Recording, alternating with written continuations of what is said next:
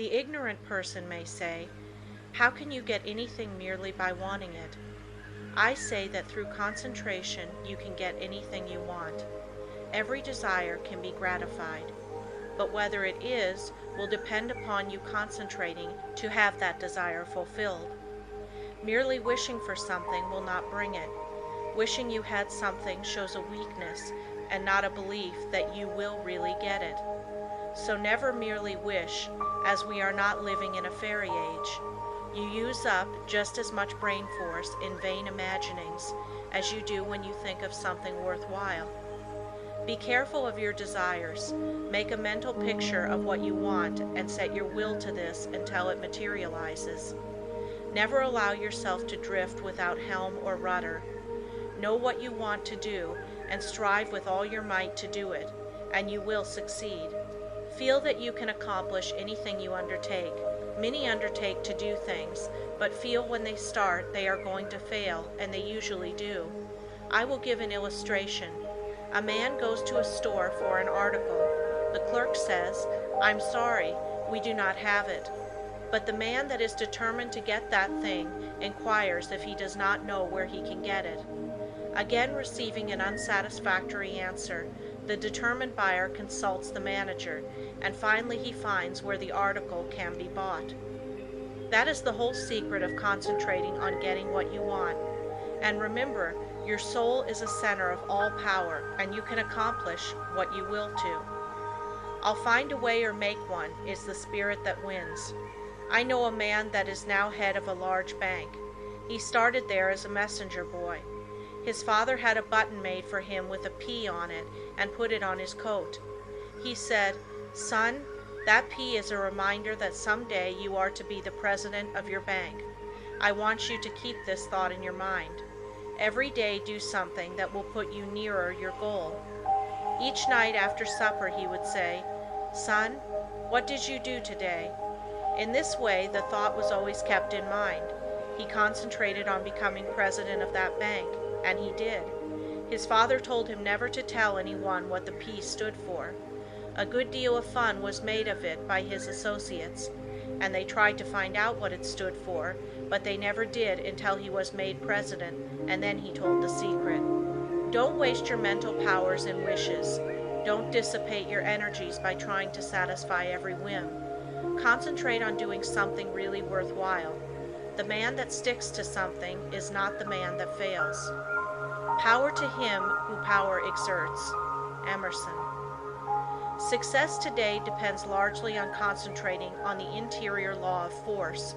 For when you do this, you awaken those thought powers or forces, which when used in business, ensures permanent results.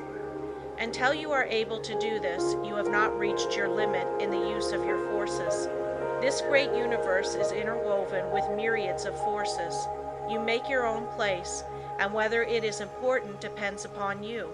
Through the indestructible and unconquerable law, you can in time accomplish all right things, and therefore do not be afraid to undertake whatever you really desire to accomplish and are willing to pay for in effort. Anything that is right is possible. That which is necessary will inevitably take place.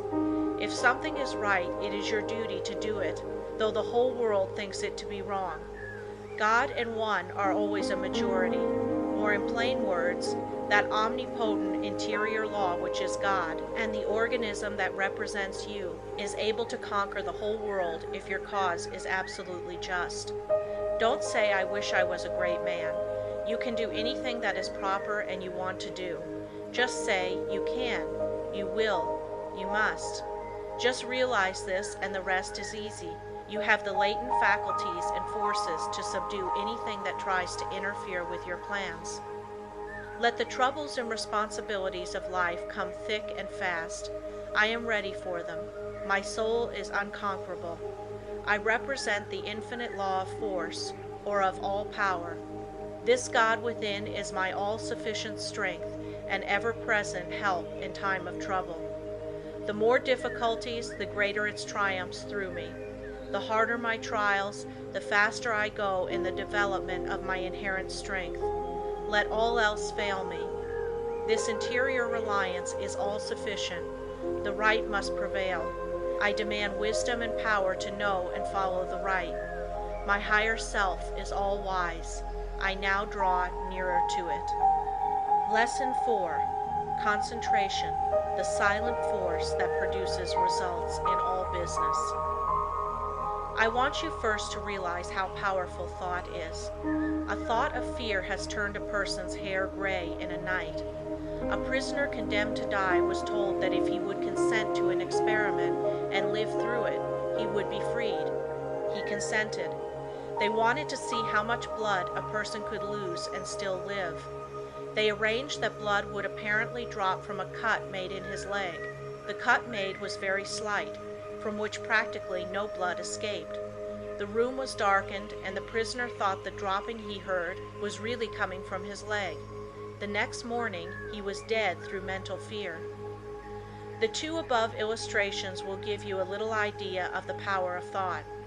To thoroughly realize the power of thought is worth a great deal to you.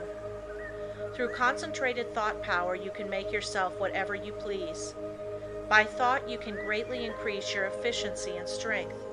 You are surrounded by all kinds of thoughts, some good, others bad, and you are sure to absorb some of the latter if you do not build up a positive mental attitude.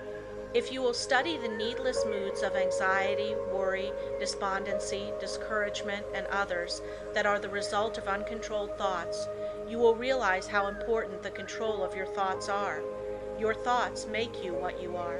When I walk along the street and study the different people's faces, I can tell how they spent their lives. It all shows in their faces, just like a mirror reflects their physical countenances. In looking in those faces, I cannot help thinking how most of the people you see have wasted their lives. The understanding of the power of thought will awaken possibilities within you that you never dreamed of. Never forget that your thoughts are making your environment, your friends, and as your thoughts change, these will also. Is this not a practical lesson to learn? Good thoughts are constructive, evil thoughts are destructive. The desire to do right carries with it a great power. I want you to thoroughly realize the importance of your thoughts and how to make them valuable, to understand that your thoughts come to you over invisible wires and influence you. If your thoughts are of a high nature, you become connected with people of the same mental caliber, and you are able to help yourself. If your thoughts are tricky, you will bring tricky people to deal with you, who will try to cheat you. If your thoughts are right kind, you will inspire confidence in those with whom you are dealing. As you gain the goodwill of others, your confidence and strength will increase. You will soon learn the wonderful value of your thoughts and how serene you can become even when circumstances are the most trying. Such thoughts of right and goodwill bring you into harmony with people that amount to something in the world and that are able to give you help if you should need it, as nearly everyone does at times. You can now see why it is so important to concentrate your thoughts in the proper channels. It is very necessary that people should have confidence in you. When two people meet, they have not the time to look each other up. They accept each other according to instinct, which can usually be relied on. You meet a person and his attitude creates a suspicion in you. The chances are you cannot tell why, but something tells you, have no dealings with him, for if you do, you will be sorry. Thoughts produce actions. Therefore, be careful of your thoughts. Your life will be molded by the thoughts you have. A spiritual power is always available to your thought. And when you are worthy, you can attract all the good things without a great effort on your part. The sun's rays shine down on our gardens, but we can plant trees that will interfere with the sunlight. There are invisible forces ready to help you if you do not think and act to intercept these. These forces work silently. You reap what you sow. You have concentrated within powers that, if developed, will bring you happiness greater than you can even imagine. Most people go rushing through life, literally driving away the very things they seek. By concentration, you can revolutionize your life, accomplish infinitely more, and without a great effort. Look within yourself and you will find the greatest machine ever made. How to speak wisely. In order to speak wisely, you must secure at least a partial concentration of the faculties and forces upon the subject at hand. Speech interferes with the focusing powers of the mind, as it withdraws the attention to the external, and therefore is hardly to be compared with the deep silence of the subconscious mind, where deep thoughts and the silent forces of high potency are evolved. It is necessary to be silent before you can speak wisely. The person that is really alert and well poised and able to speak wisely under trying circumstances is the person that has practiced in the silence. Most people do not know what the silence is and think it is easy to go into the silence, but this is not so. In the real silence, we become attached to that interior law, and the forces become silent because they are in a state of high potency or beyond the vibratory sounds to which our external ears are attuned. He who desires to become above the ordinary should open up for himself the interior channels which lead to the absolute law of the omnipotent. You can only do this by persistently and intelligently practicing thought concentration. Hold the thought. In silence, I will allow my higher self to have complete control. I will be true to my higher self. I will live true to my conception of what is right. I realize that it is to my self-interest to live up to my best. I demand wisdom so that I may act wisely for myself and others. I believe you have enjoyed this video, and I hope the message saturated your body, mind and soul. Thank you for watching. We upload videos every 2 days. Thank you for being part of this channel and never give up. Check out for our playlist for different videos. Stay safe and keep it real. Hit the subscribe button below, thumbs up and share.